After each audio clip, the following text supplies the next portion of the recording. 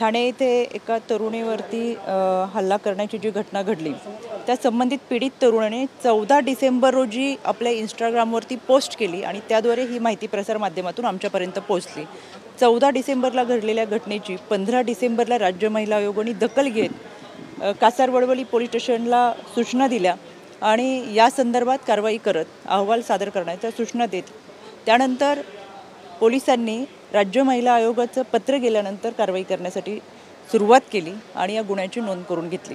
आता जवळजवळ 7 दिवसाचा कालावधी लोटला आहे। या 7 दिवसामध्ये पोलिसांनी या सगळ्या गोष्टींच्या संदर्भात काय तपास केला, तपास करत असताना त्याच्यामध्ये काय अपडेट्स आहेत आणि कोणते गुन्हे नोंद केले याची सगळी माहिती घेण्यासाठी आज राज्य महिला आयोगाच्या कार्यालयामध्ये संबंधित तपास अधिकाऱ्यांना त्यांचा अहवाल घेऊन व्यक्तीसह हजर राहण्यासाठी सूचना दिलेल्या आहेत। या संपूर्ण सूचना देण्यामागे काही विशेष कारण आहे का?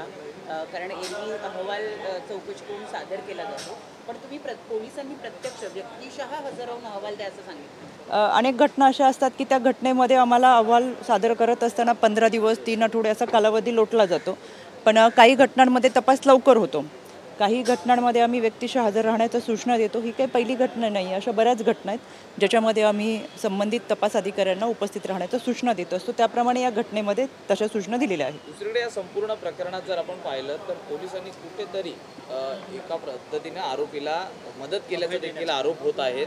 विरोधकांकडून हे आरोप केले जात आहेत, कारण त्या महिलेवरती हल्ला झाला, एकदा नाही तर दोनदा झाला, मात्र या संपूर्ण ह्याच्यात 307 जे कलम लावलं जातं ते लावलं आलं नाही आणि याच्यावरूनच विरोधकांनी प्रश्न उपस्थित केलेले आहेत। याबाबत आपण काय पोलिसांना सूचना करणार आहात का?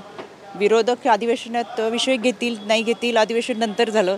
14 डिसेंबरची घटना घडल्यानंतर 15 डिसेंबरला राज्य महिला आयोगाने दखल घेतलेली आहे, त्याच्यामुळे एखाद्या घटनेबाबत विरोधक नंतर काय बोलतील आणि कोणी काय प्रश्न विचारतील हा आमचा आयोगाचा विषय नाही आहे। आम्ही तातडीने कारवाई करणं आणि पीडितेला न्याय देणं, कायद्याच्या चौकटीतून जात असताना आरोपीला शिक्षा होणं ही आमची भूमिका आहे।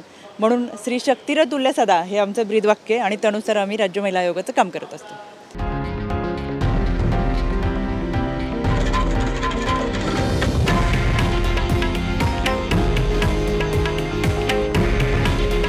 हे आहे देशातील नंबर 1 न्यूज नेटवर्क आणि आपण पाहत आहात TV9 मराठी। काळजी तुमची, हित महाराष्ट्राचं।